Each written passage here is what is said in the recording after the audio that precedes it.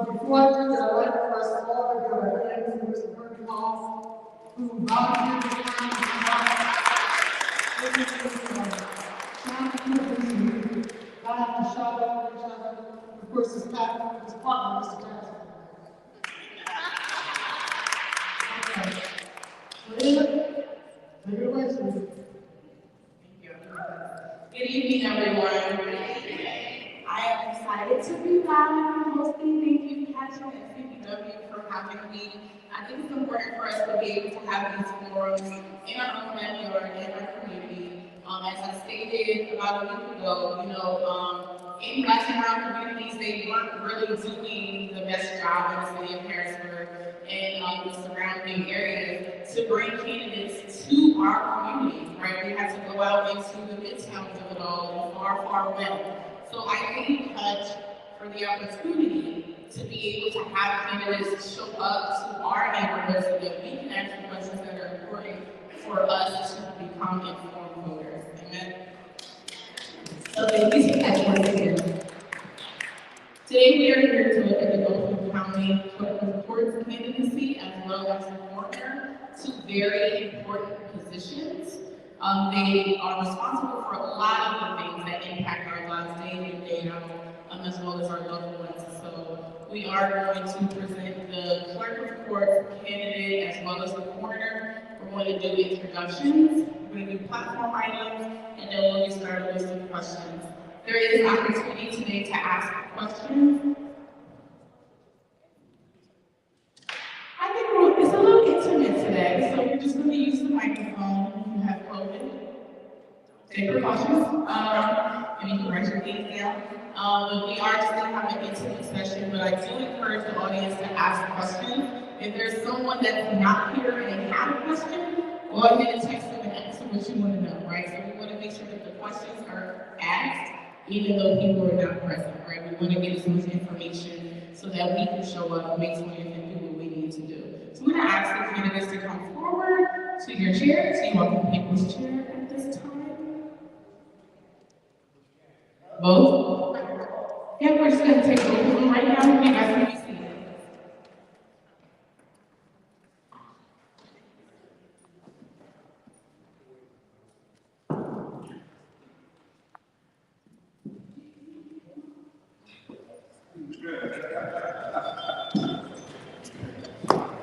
And then we do have a statement from another candidate, and we will be reading that today after we do the introductions for the individuals that are present.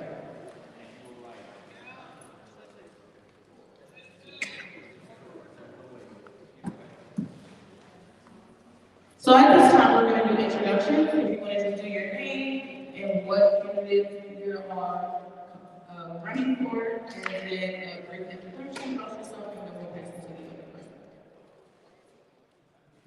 Good evening, everyone, and thank you, C.A.T.C.H, for putting this together. It's an honor to be here with you this evening. My name is Tina Nixon, born and raised in Harrisburg. I have over 30+ years of civil service and community service experience and community volunteering experience. For over 15 years, I've been a YPC here in Harrisburg. For 10 years, I was the Vice President of Mission Effectiveness, Diversity, Equity, and Inclusion for UPMC Pinnacle. And on November 5th, my position was eliminated. However, I am still committed to doing helping work as I build my own LLC consulting business to address some of the issues that impact us all in the city of Harrisburg as well as Dauphin County. Again, it's an honor to be here. Thank you. Now, I'm going to ask the Dauphin County Clerk of Courts that the other candidates jumped the gun and had a previous work commitment, and Timothy Bianca declined to be here today. Do you guys get reverberation? Do you understand? Yeah. Okay. My name is Graham Hendrick. I've been a Dauphin County coroner for 34 years. And I'm running actually for the last time. My wife explained explains to me every time I run. She said, you do know that you have a pension, and you can't get it until you stop working. But she's devoted as I am to her cause as I am to my causes. Over the last 34 years, I have established, I was one of the first to establish a standalone forensic facility by taking the transportation building over at on Paxton Street. It used to be behind the nursing home, the old nursing home, because we were working out of the nursing home basement, and it was very unsanitary and very limited. So we took over that building, and we've been using it for, I guess, a decade and a half and more. And it's good, but technologies have changed, and equipment has changed. And today, if you want to go into medical legal death investigation, you have to have, number one, the facility, number two, the ability to use the equipment in the facility, and also to have areas where you can have enough work to bring in your evidence for crime scene investigation. I started investigating when I was first in the 385th Military Police and then 52nd CID, and ended up being one of the provost marshal investigators in the southern half of Germany. Because my father was a funeral director, when we get to a crime scene and there was the body, they said, oh, let Hector take care of that, because he's using that stuff. But it was a fascinating beginning to medical legal death investigation. Now let me explain real quick what that is. It's certifying the cause of manner of death. The cause is why a human body can no longer sustain life. The manner can be homicide, suicide, accidental, natural, and many of our deaths are natural. And we have to confirm that they're natural. We can't just say, oh, that's a natural death because they had a heart condition. We actually have to look at the heart. And then we have to document everything. In the documentation, it has to be very precise, and you have to understand the field of criminalistics, because you're working with a crime scene in which, when you collect the evidence, it has to stand up in court. You also have to have skill sets so you can be an expert witness in the court. For instance, I've studied and am certified as blood pattern analyst. So when we go to the scene, we look at blood patterns, it can tell us all kinds of stories. I also spent 11 years teaching forensics in Harrisburg University. There's some people here that interns that actually went through our program over at the Forensic Center. And that has grown so that we have multiple universities plus adjunct professors or adjunct residents from Harrisburg Medical Center learning what forensic pathology is. I am not a forensic pathologist, but I brought some cards tonight, and you can see my complete resume with work at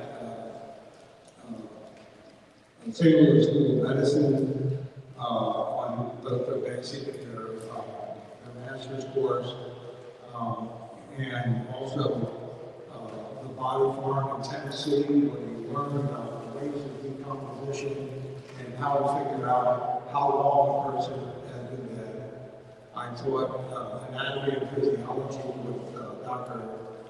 P. at Harrisburg University, and then general criminalistics and medical death investigation for 11 years at at Harrisburg University. It is an exciting field, and I'm a member of the American College of Forensic Scientists and a board certified forensic examiner, and I'm qualified nationally by the ABNDI. Not only that, my deputies, when they become full-time, have to pass national certification to stay on the job. The other thing I did is, I did graduate work in psychology. Now, one of the important things is the grieving process.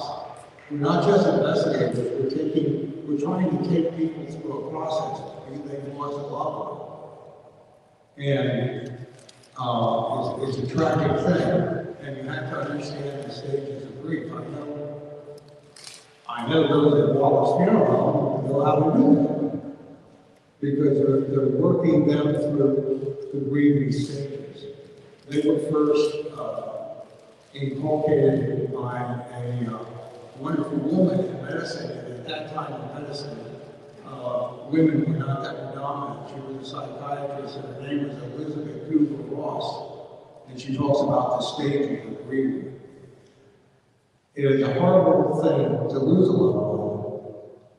Many people are desperate for the answers of why it happened.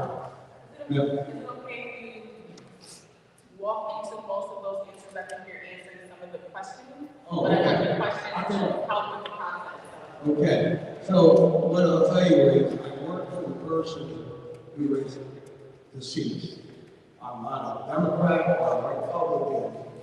I'm not attached to it. I speak for the dead person. It actually became a TV show at one time, because I speak for the dead. And I observe that data, and I see how we're living. Because that data can tell us how we're living, and it can also tell us how we should be living. And I have a book now on Amazon called The Coroner's Cross. It talks about we should think about the way we die. It tells us the way we live, and we might want to make some changes.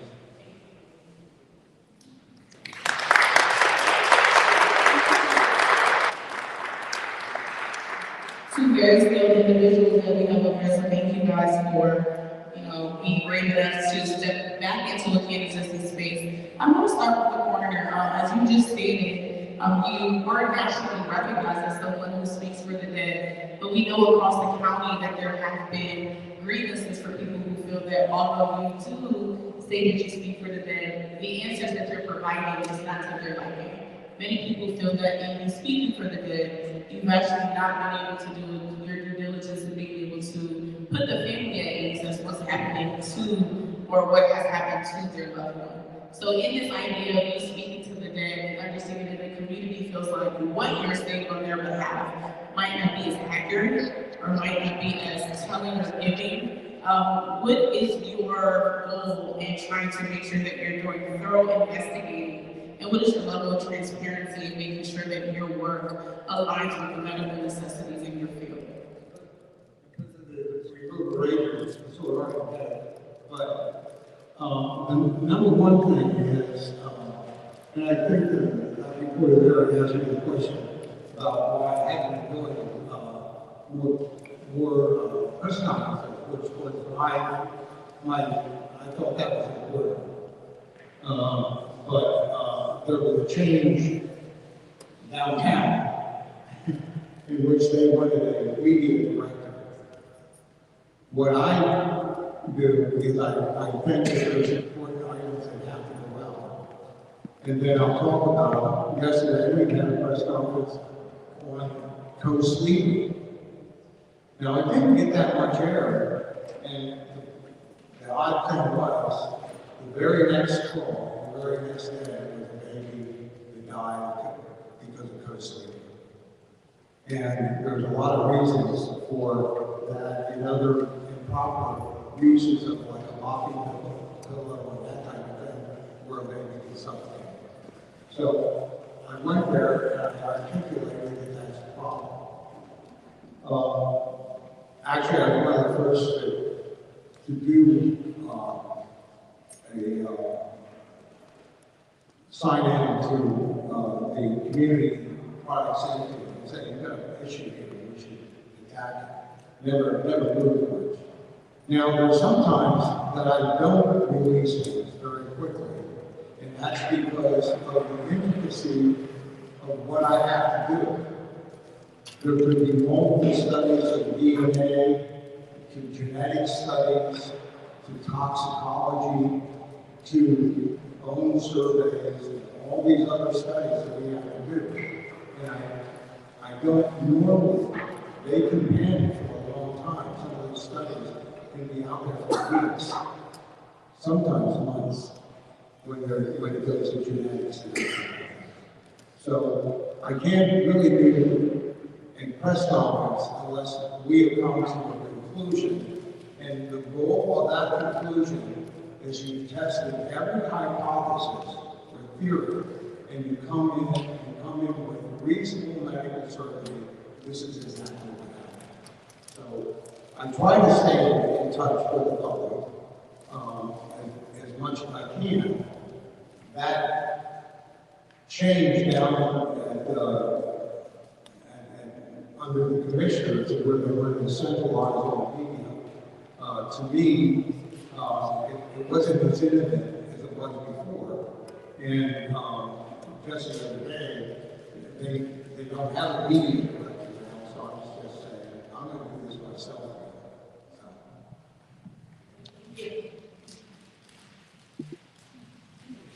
Christina, in June 2024, the Dauphin County Clerk of Court's office faced a judicial emergency after the elected clerks and two top deputies resigned or were fired, leading to a leadership void and concerns about the office's performance and record keeping. If elected, how do you plan to restore the community's faith in a system that is critical to its residents?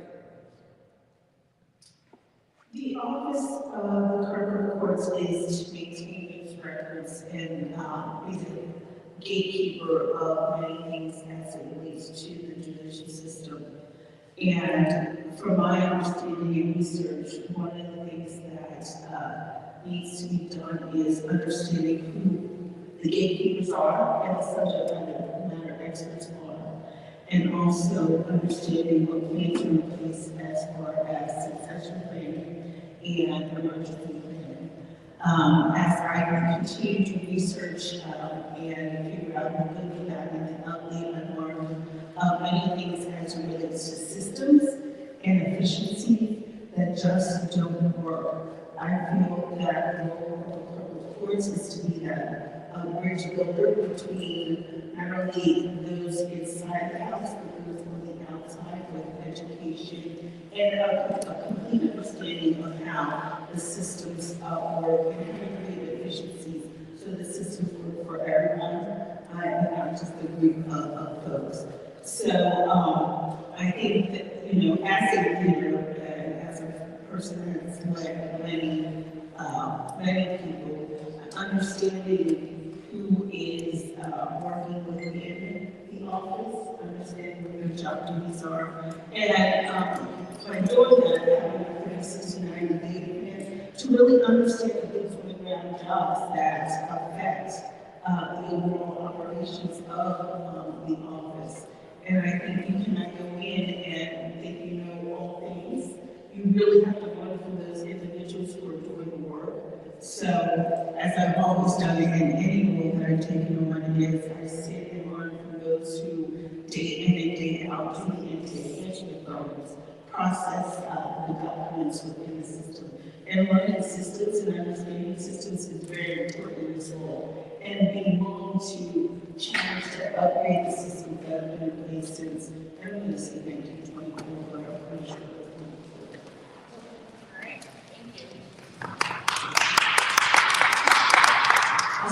Please clap over to me. When it comes to public health and safety, how do you see the role of the coroner contributing to public health and safety in our community? Well, public safety, I had an example the other day, I had that thing on post sleeping.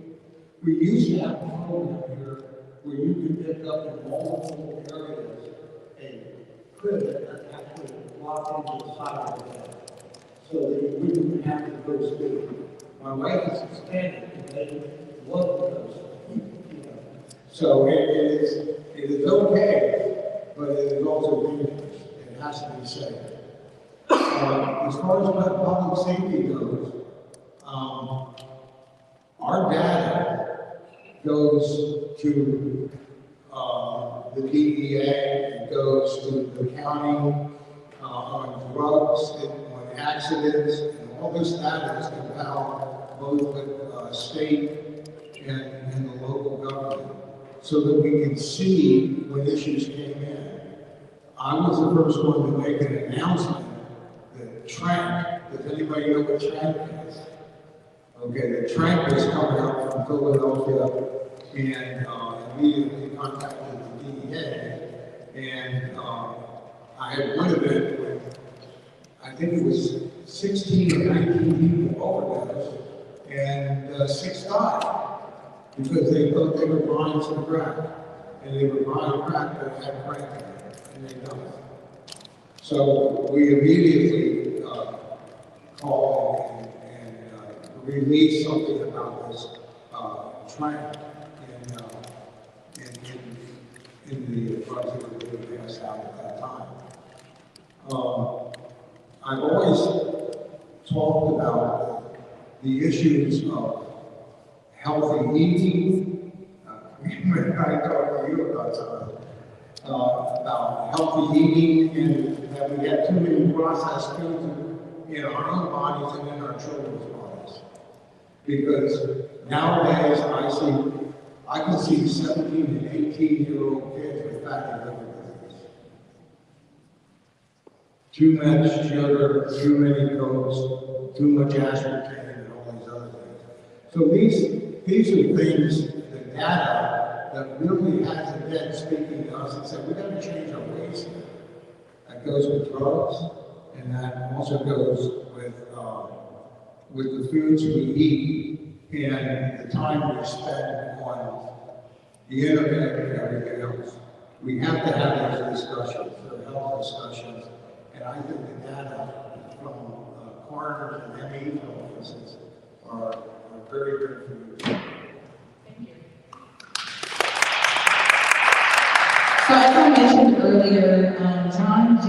Harris is another candidate for coroner, and we actually do have a statement that he provided for us, so we're going to have that read at this time. Good evening, everyone. From John J. Harris, a statement. I want to thank the leaders and organizers of C.A.T.C.H for coordinating this event. Please accept my sincere apologies for being unable to attend this evening. However, I have a previously scheduled community engagement that I am unable to miss or reschedule.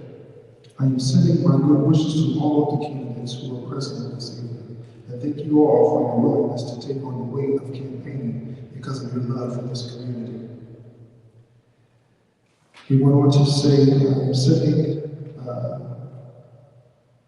my good wishes to all of the candidates who are present this evening. Thank you all for your willingness. He also extends his sincere thanks to Coroner Grant Patrick, who he has had a great deal of respect, for over the course of his adult life and career. And I look forward to the opportunity to be present with him and with members of our community prior to the November general election.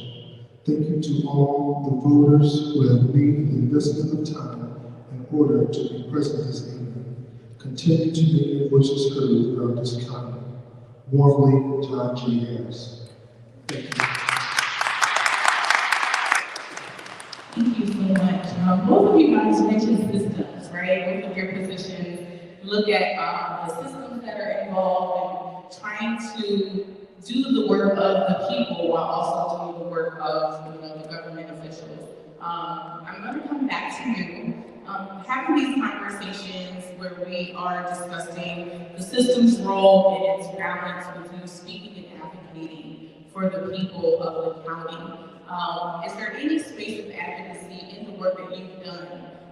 Is there any space of advocacy in the work that you've done? y'all heard me if I ask? Okay. Is there? Give me a second. So in working on these cases, there are some that are countrywide, there are some that the community may feel deserves more answers or more education or even a space of transparency. So as your work does work with the county, but also is a space of advocacy for the people, especially the people whose loved one is represented in the work that you do, did you identify any spaces of advocacy where a coroner would be able to lend their expertise for the community's commitment to speak on behalf of their loved ones? On behalf of the loved ones, and sometimes that loved one is an example of what's wrong in society. They haven't been treated correctly. We've had this year all the people who have died of hypothermia in their homes. Broken families have isolated people in the elderly. The elderly many times can't put on the heat because they can't afford it. And then eat and then pay their medicine and get in a car. And we have been dealing with that. Our advocate comes first to the individual family so we can take them through a grieving process. We can coordinate with funeral homes so that they can have the services they want.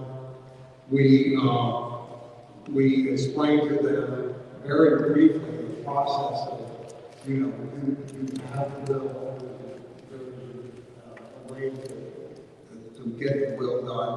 ID is another. We demand people, we don't know who they are.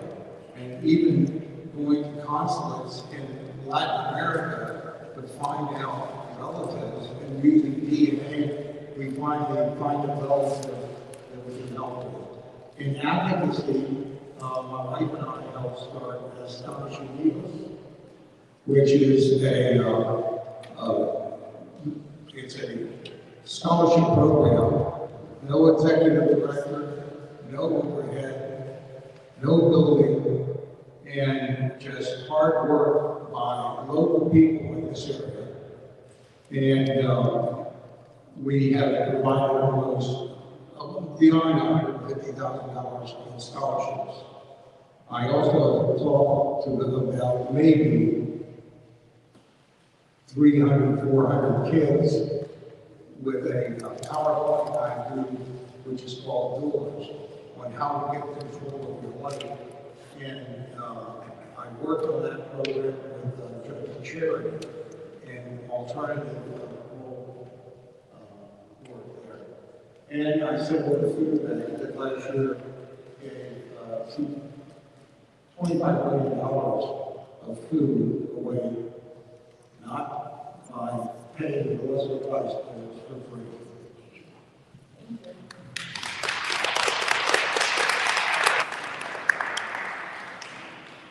Ms. Tina, we know that people in the county really appreciate the opportunity to look up people's records, their own and those of others. Court records are utilized to be able to help people make informed decisions, help people to even look up their own records, to make sure that everything is accounted for, make sure there's no discrepancies. We love that around here. So, if elected, what steps will you take to ensure that court records are accessible to the public while also maintaining the necessary privacy and security protocols? So, in my initial research, there are systems and best practices in place in other counties throughout Pennsylvania, and looking at how they go about doing the work and seeing if we can implement that there so that it's easier for the community at large to access records, not only records, but documentations that they may need, access to different filings, how to go about paying fines and restitutions and all that thing. I think, in my opinion, there needs to be more education around how that office functions for the community. And again, as I'm embarking on this, I realize not a lot of people know. So I think it's the role of, the clerk courts to make sure that you're educating those individuals that are impacted by the systems that you're managing. And so a complete understanding is very important. And that's one of the things I plan to do is making sure our communities how to get access. It's all about, when we talk about equity, that's part of it, making sure that everyone has access when they need it.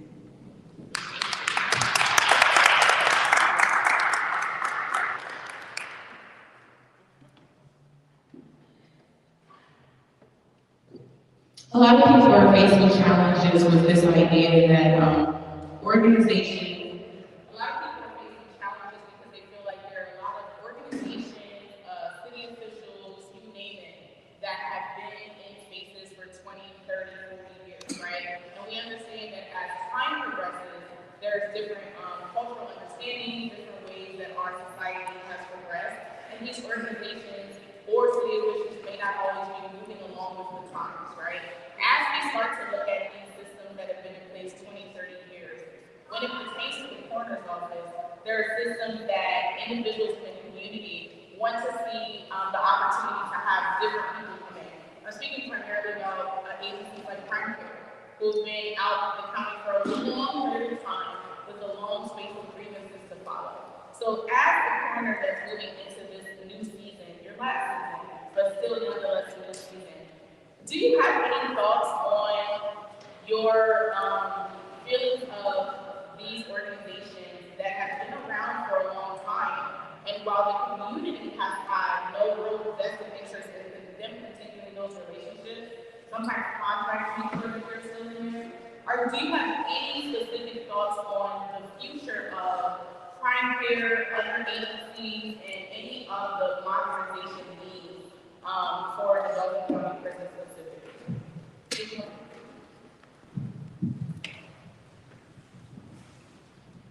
This is very interesting because I went to the commissioners and talked to them about possible better intake in the system. I did not do that at any one case. When I'm in a mode of a coroner, the only thing I can do is give the facts. And if there is anything untoward, or if there's anything that has been proposed as being untoward, we'll be talking different. For me, probably one of the cases that was very dramatic, and it ended up that the actual death ended up, we thought, to be a cause of a cerebral edema rather than anything else. And a lot of people didn't like that decision, but that's what the science said. That's what we saw as reasonable medical certainty. Do I think we also had another case where a person had hypothermia because they were changing HVAC systems around, and we thought that might have something to do, even though we had a very bad heart condition. But if you have a very bad heart condition and very cold, maybe it's what we call another significant condition. So we don't make judgments, we provide the evidence. It has to be, we don't work for the VA, I don't work for the prison, I'm not affiliated with the prison, I don't even know who's on the board of the prison. I know Crime Care has been there for a long time. Now, I've been there 34 years. It didn't even have a facility when I got there, nor were they doing a high quality investigation in cooperation with police and other facilities. I'm expecting somebody to come in after I'm gone, but I believe the crew, like I said, they're board certified. I brought the standard up so the next person in can then go on with high quality work. It doesn't matter if you get a new person in, but the new person doesn't have the experience or quality of education or work. The fact of the matter is, I've overseen probably 4,000 investigations and 3,000 autopsies for methodology. I was the first one to use very different equipment, microscopically, so that we could go over. I was the first one in the United States to have it. So we could go over and see hair fibers and cyration of balloons and all these other things that could document the evidence. And today that is starting to be used in other, it's been used in other areas. So I think what we have to do is we have to get competency, background, experience, and track record. The best way to know about where we are with the coroner's office here is you go around in your own neighborhood to those people that you know had interactions with the coroner's office and say, how did they do? And you're going to find out that number one, they were compassionate. Number two, they were competent. Number three, we took them through a process and whatever they needed. Many times I say to people, money, they say, well, we want the autopsy report, but they don't need it officially. They just want to know more about it. And then I'll sit down with the family and go over every wound, every scratch, everything we found out about the person. And we sit down and we counsel them about it. I had a mother call me up because a guy was shot in an alley, not too far from her. And 4 years later, she's still going through the grieving process. And she said, Graham, I gotta know, was he laying in that alley, bleeding to death and suffering for hours? I said, come in. She came in and we went over that wound. And I said, the direction of those bullets and the organs that affected, he was probably conscious about a minute and a half, maybe two. And I gave her so much release from the repetitive bleeding, wondering how much her son suffered. This is the way my deputies are too, because that's the way we train them. Thank you.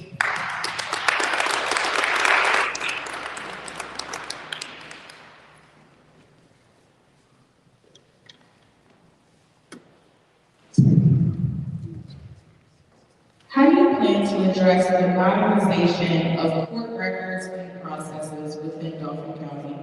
What specific technology or systems do you believe could help improve the efficiency and accessibility for the public? Well, I can't answer that question fully because I don't know what's all that's out there. I know what other counties are using. Are they the best? I don't know. There are systems that are being used throughout the United States that you have to research to find out what's the best fit, what's the most cost effective, and what we're willing to get you to where you need to be. As from my understanding, we have records there for longer than the estimated period, or the guidelines or the policies as it relates to record keeping. There are areas where some of the records get destroyed because of flooding. So looking at those types of situations as urgent issues and trying to figure out how to make sure that we see those records so that folks have access to them, but also doing an assessment to see what is the best fit for and cost effective for our needs here in Dauphin County. So I know it's not one size fits all, but looking at how we can make it best fit for everyone that needs to use that system.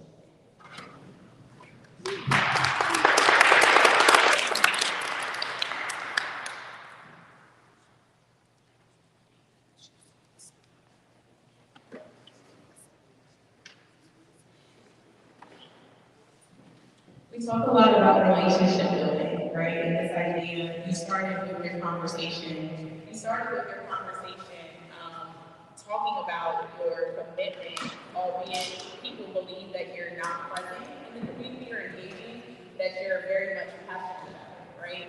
So I think that it's safe to say that coroners affect and impact their work has a ripple effect on what happens in the communities around and how they move forward, right?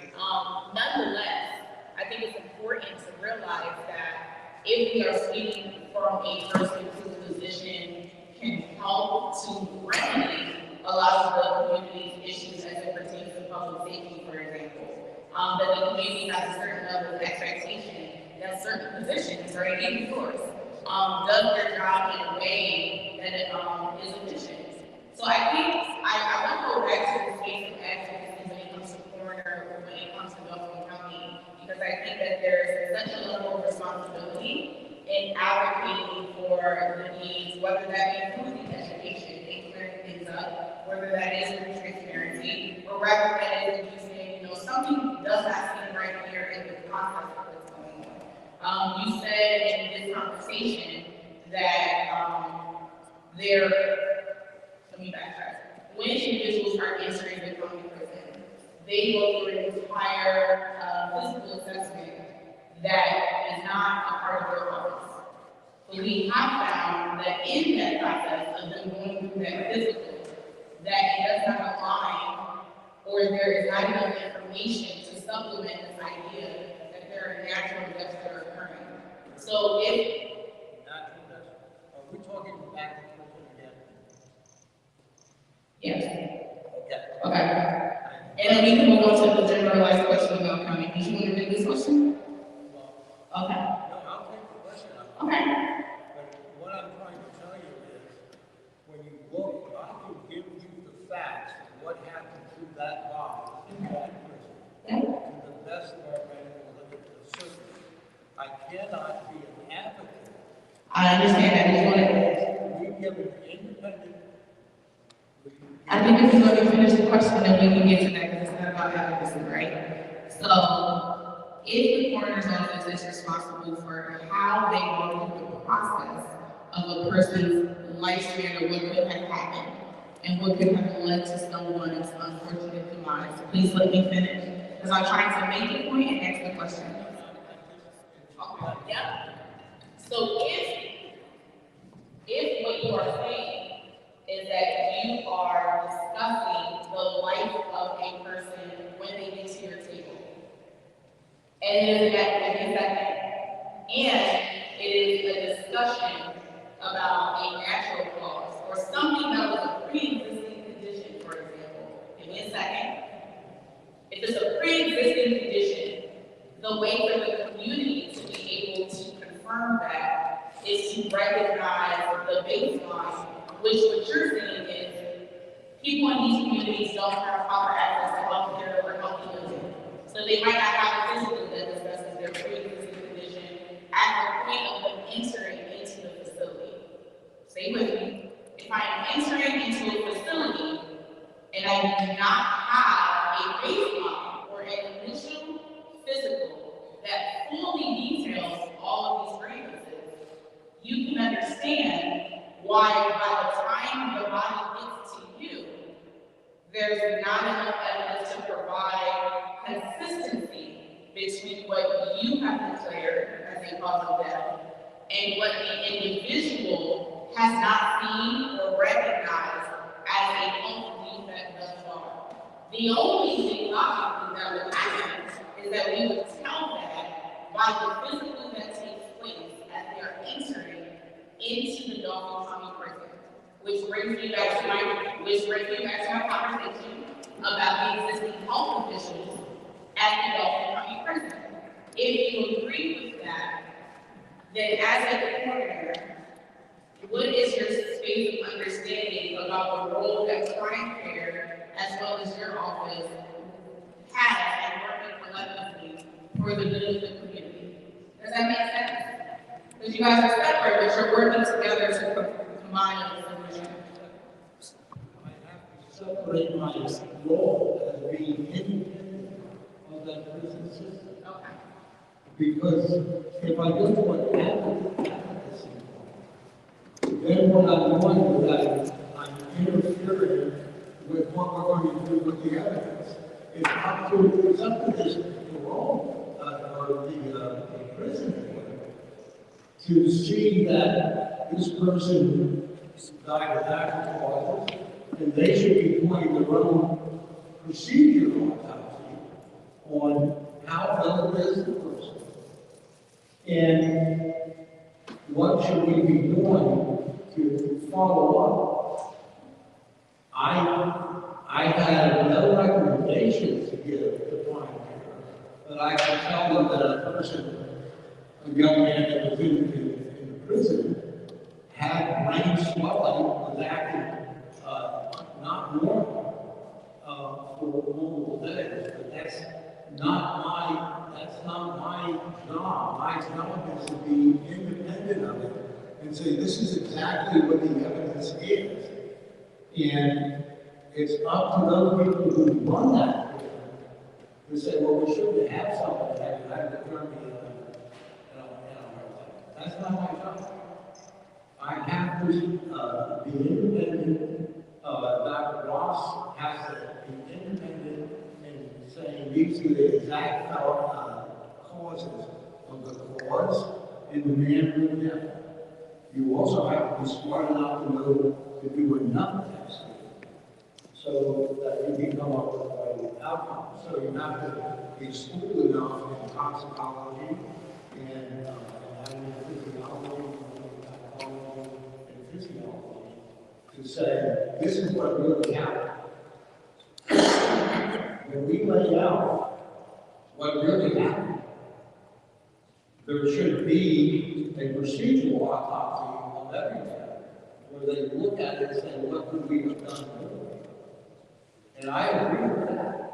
But I can't go out and advocate and say, I'm going to tell that board or whatever, whoever is in the process of trying to pair it, because we ruled against them many times. Not by advocacy, but by the evidence. And we give it to them, what they do with it. I can't control should nor should I.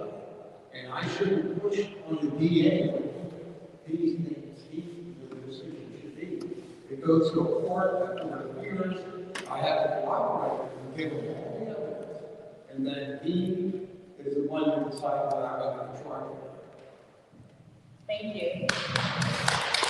And guys, just for a space of education, because I think even the people that are viewing online, there is not a fullness of education of what a coroner oversees, right? I think a lot of times when we think coroner, we think Dauphin County Prison.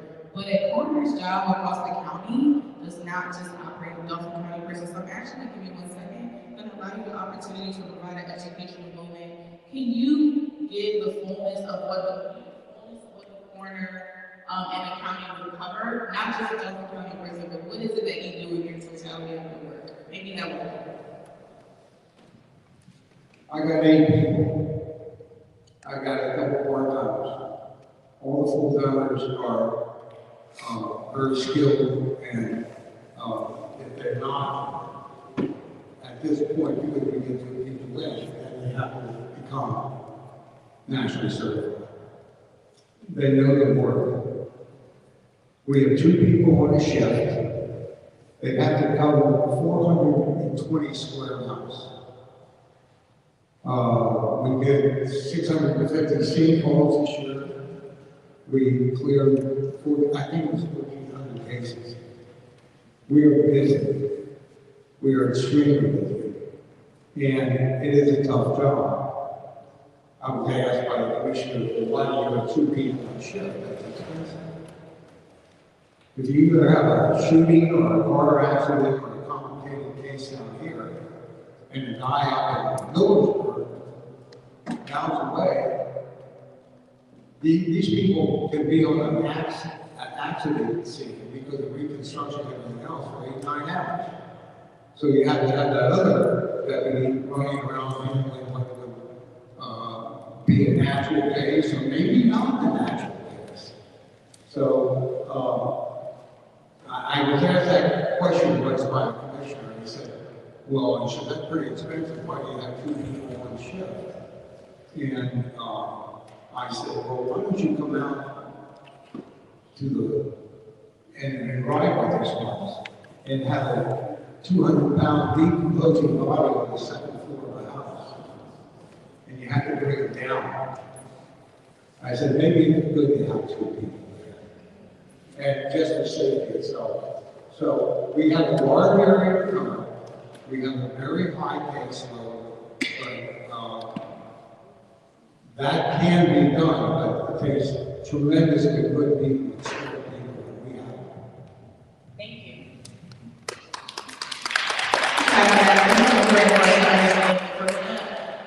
Become informed voters, you have to know the fullness of what people do, right? That way you know what spaces to be able to have that space of accountability and what their responsibilities actually entail, and then also know when it's not their responsibility, who it goes to. So thank you for clarifying that.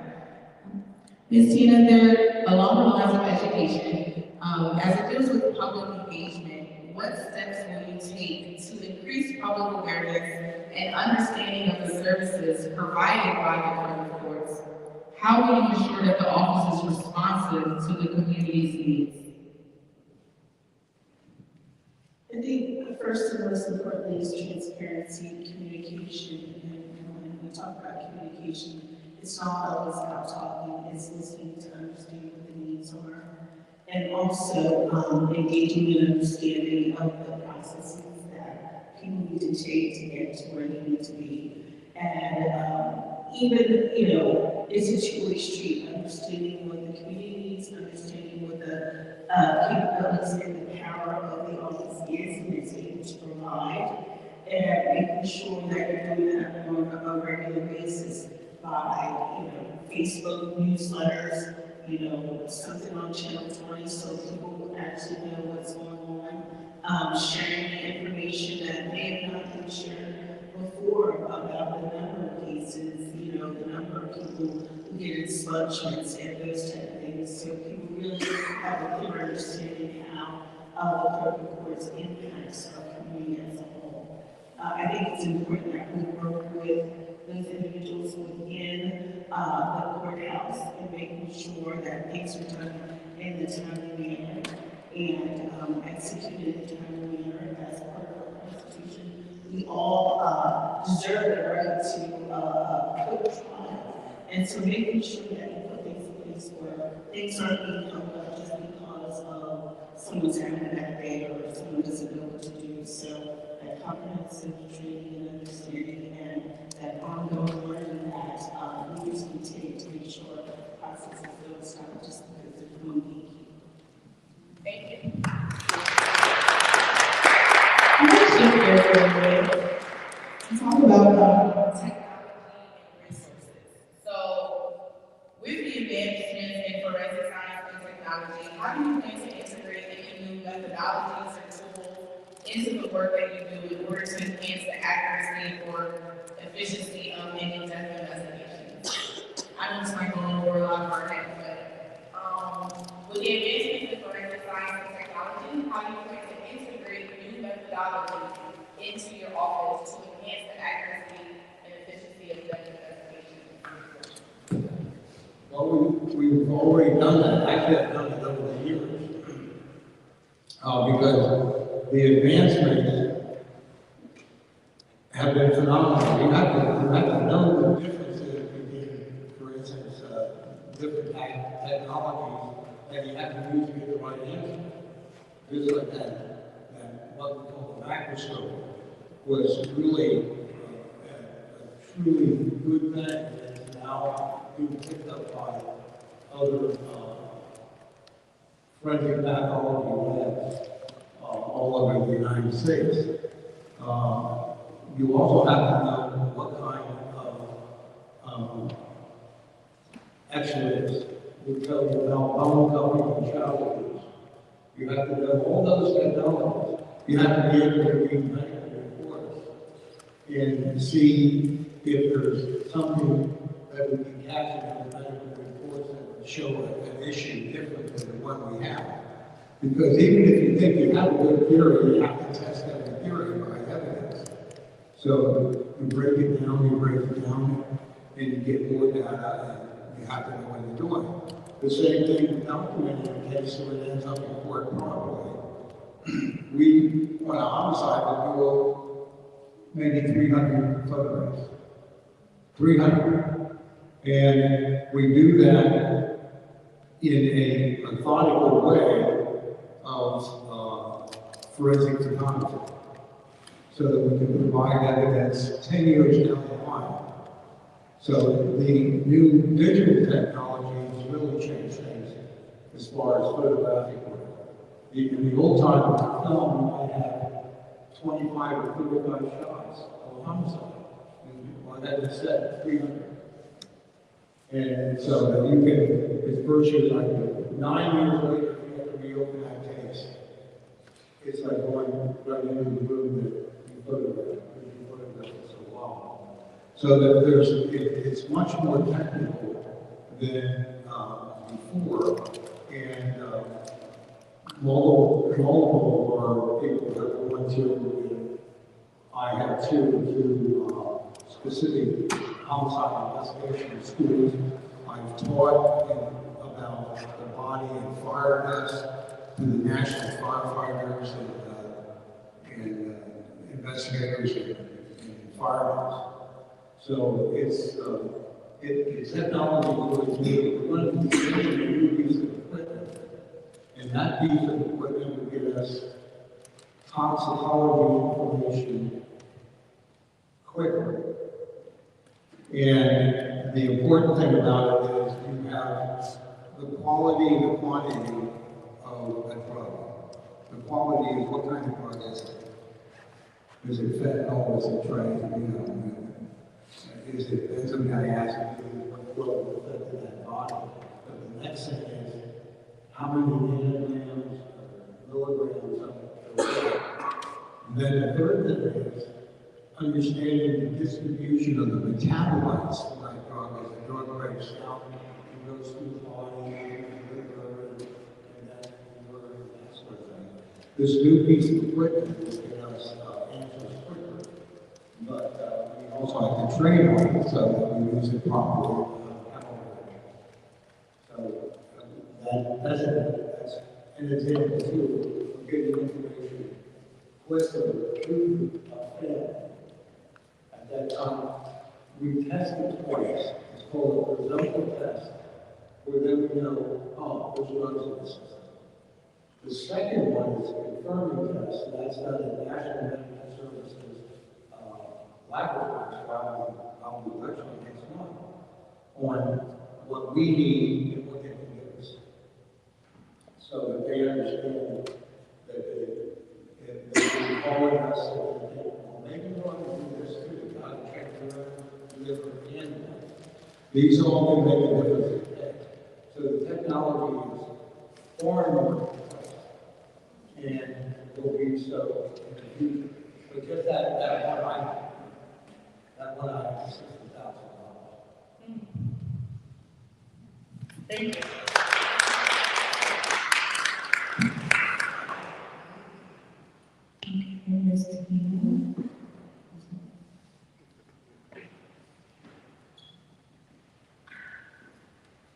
How do you plan to work with other county departments and judicial entities to improve the overall functioning of the court system?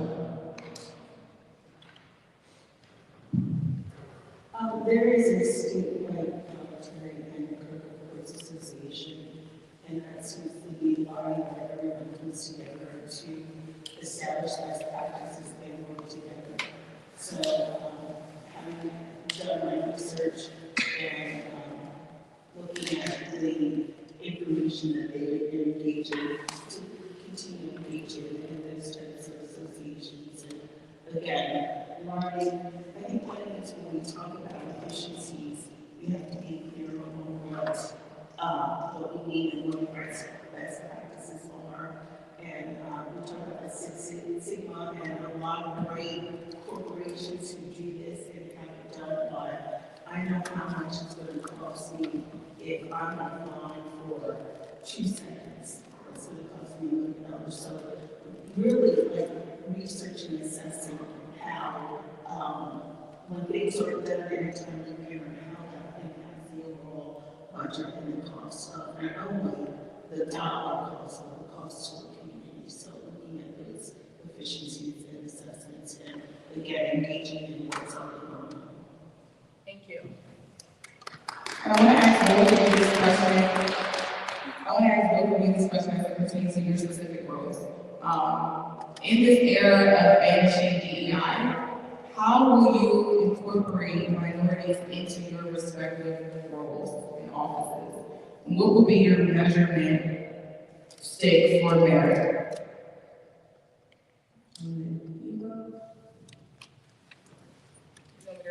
No, that's a great question because I live in Korea every day and I see executives across the United States who are currently losing their livelihoods because of a passion to practice DEI. And what we don't get is the benefits that it has to your bottom line. Those corporations that practice DEI initiatives, individuals that are diverse at all aspects of what we call diversity, have a 35% return on their bottom line. Those who do not, it goes down to 13%. So somewhere along the way, the conversation got mixed up, thinking that this was a graphic gift or a Columbus for people that don't have the qualities or the profession to do the job. But I have to say, there are very talented people that are doing this work, and as I've always done as an advocate and as a practitioner, I will make sure I get the best and brightest team to walk alongside me so that we can have direct impact, not only on the office that I serve, but also in our overall community. I've had the fortune to work in institutions where missions align with me personally, and it's really about bringing people along and making sure your team sort of behavior no longer there. And I'm proud to say that I may no longer be in that role, but I know the folks that were part of our team are doing okay. And we have to continue to do that. We have to continue the conversation.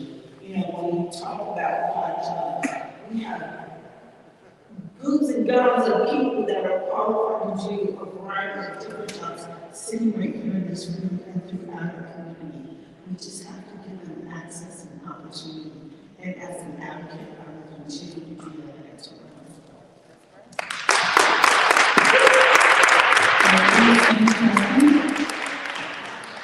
Same question, in this era of banishing DEI, how will you incorporate minorities into your work or office?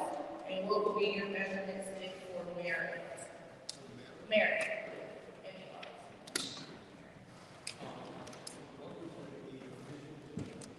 DEI? Here. Well, my house is DEI. I'm married to a Latino. And my godchild is black. I live with it. But I think when we're talking about government function,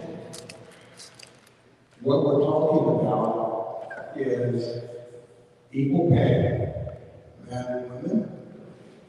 There should never be discrimination in that way. And I think that jobs should be given on the basis of the merit to be able to do the job that's there. And so it should be based on merit and skills.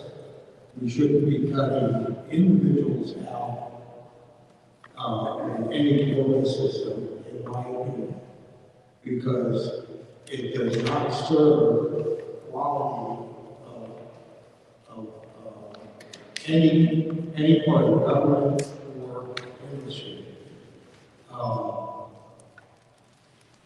We have more women than we have male.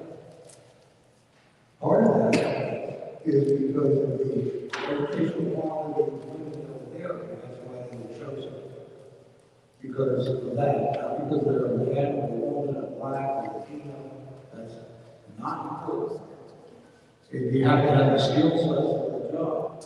When we get beyond that, then we have problems because we're not asking for a quality of work when you're giving somebody a job simply because of some ranking that they have, whether it's Latino or black, white, China, don't see, I was asked once by 27, because I'm in an interracial marriage. And they're called, and my wife was the single American, first woman of color. And one of the people said, how does it feel to be in an interracial marriage? And I couldn't take the question. I said, Julie, my wife's an alien? And she said, no. And I said, oh, I thought she was a humanoid, just like me. And she said, well, you know, she's Latino, and you're German. I said, yeah, but those are ethnicities. We're all humans. We're all brothers and sisters. We got to treat ourselves that way. We got to love ourselves that way.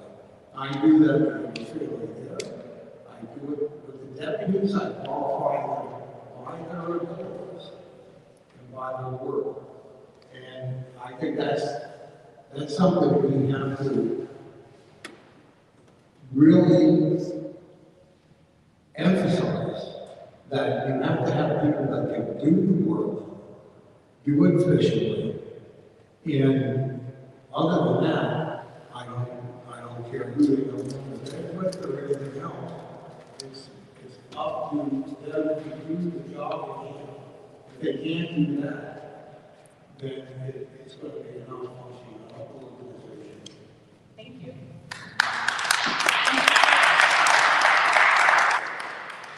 And come back to you, Aziz. What is the process, this is maybe an educational question, what is the process when the coroner's findings do not coincide? What is the process when the coroner's findings do not coincide with the sayings or statements of the DA, police, or the city of Harrisburg as to what took place? And what steps as a coroner do you have to take to see to it that the truth is brought to the victims in order for families to get justice? Again, that what the DA made is counsel. And we put on our doesn't and he said, well, I don't believe that. And I said, well, get another methodologist, take it to court. Because that's where it belongs. You have to argue within the reason. So that's the purpose of the court, but that's also the purpose why I can't have somebody like a DA change my mind simply because he said that. I give the information, and he said, well, I don't believe in your information. And we do that all the time. I believe even right now, the time we probably case is coming back in there saying it's trauma and not natural. So they're going to bring in their experts again, and we bring in Dr. Ross and our experts when I believe that we think the act of death was neurological. Now, whether he got care quick enough, I don't deal with that. I deal with what's on or about the body. So that would be an issue for a physician on the side of people who are in the courtroom and trying to prove that point to show that he did not get enough immediate care. And they should have recognized that he had something wrong with him, and that his brain was swelled and that caused erratic behavior. I don't deal with it. I can only tell the mechanical reason that person died. The court will decide if it's in a civil case, there was a neglect there, or it wasn't taken. That's not my body. I said, this is what happened to the person. I'm talking for the person. And another thing that you know is over 30 years, we have all kinds of judges sitting right now, and they can tell you that our forensic evidence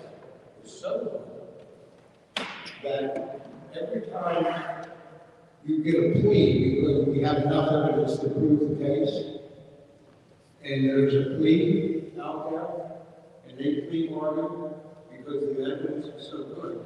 That saves the cost of prosecution, which saves hundreds and hundreds of thousands of dollars.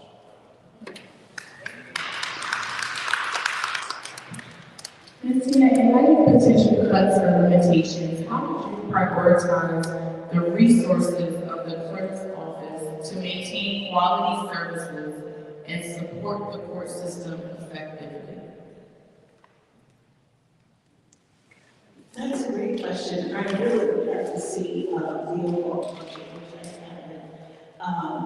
As someone that has managed cuts in the past, running a large nonprofit organization, as well as multiple programs under UPMC, and understand financial situations, you look at trying to, again, automation. And we talked about technology earlier and embracing that technology. A lot of people are uncomfortable with new technology, and I think not only as systems but as a community, we need to be at the forefront of making sure that we're embracing those technologies. Again, what is important to the people? How can we be efficient? How can we be transparent? How can we make sure that things are getting done in the time that needs to be done? Looking at those, I talked about 6 Sigmas, looking at efficiencies and those sort of things are so critically important. But when it comes to cuts and funding, looking at doing things differently and making sure that the most important things are getting done for the community. And if that means calling in volunteers or, again, looking at how we should partner with other entities within the system, will really help with some of those cuts and kind of heat off anything that would impact the community at large. Thank you. All right. Can we get a round of applause for the third candidate for this time?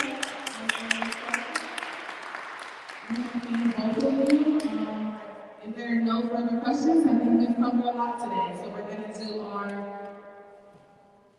wrap up. I do want to remind you guys that even though we're going into the May 20th election, if any of this messaging resonates with you all, you are able to vote and write in individuals that are not in the party. If you feel like something that's resonated in our conversation today. So I just want to point that out there as a space of education. Because I know a lot of times people can be confused or have questions about how to vote for people that differ from our actual, political party. So I'm gonna wrap up with a two-minute wrap up. Any last words or questions you want to leave with the audience? We'll start with you. Absolutely. When I made the decision to run for this office, I really tried to do my homework to see what it was all about and see how I could continue to impact the community as a servant leader. And, talking to stakeholders, talking to partners that I've worked with in the past in building the YMC's West Miami Legal Center, I feel that this is something I have the leadership skills to do as well as the technical skills. And really understanding that it's important that our community has someone in that position that is transparent, that's open to listening to understand, that also has a proven record of efficiencies, going 180 days without the state budget, really talking about efficiencies. And someone that's not afraid to get their hands dirty. Again, I would never ask anyone on my team to do something that I wasn't willing to do myself. And really hoping that I can continue to utilize those skills to impact and as being leader in our community. And I think it's so important, no matter what we do, I think in this day and age, we have to understand what's going on and we have to educate ourselves. And we really have to come together as a community so that we can benefit and level the playing ground and equal access and opportunity for those who have the expertise that just don't get a chance because of the way they look or religion they practice or whoever they love. Some folks think it's easy, but being in that C-suite and being able to ask those hard questions continues to fuel my passion to be a lifelong advocate. And so I'm here to serve, and I don't take this very lightly. And so I appreciate your support and really look forward to everyone getting out to vote May 20th. Thank you.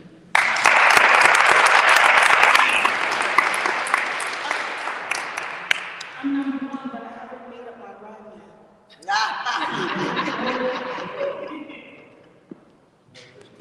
Yeah, doesn't know. Well,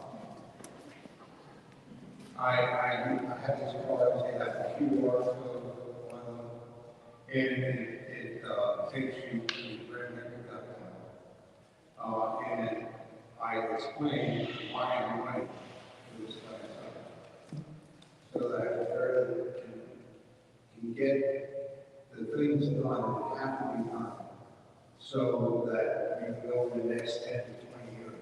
I'll be going on.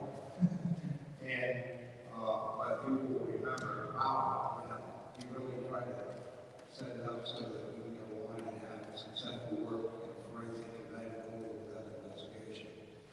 The other thing is truly doing this. And there's something now on Amazon.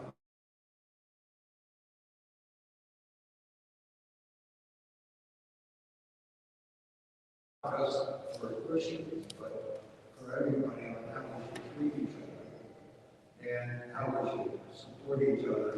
Because if we're going to be a republic, we have to have some semblance of a common moral code that we go on. And helping others, just like I said, feed people and that sort of stuff, and realizing the impact of broken families and drugs and all these other things. So I didn't come up with that time, but I was going to write a forensic report. And I got up in the morning and said, no, you got to write a warrant reports because it has affected me on my own side to help others, to see how many people are suffering today from many of the issues we have right now. And whether it's the violence, whether it's the drugs, whether it's our overall decline in health as a society, we got to get together as brothers and sisters, and we got to work on this, and we got to help each other, especially our children.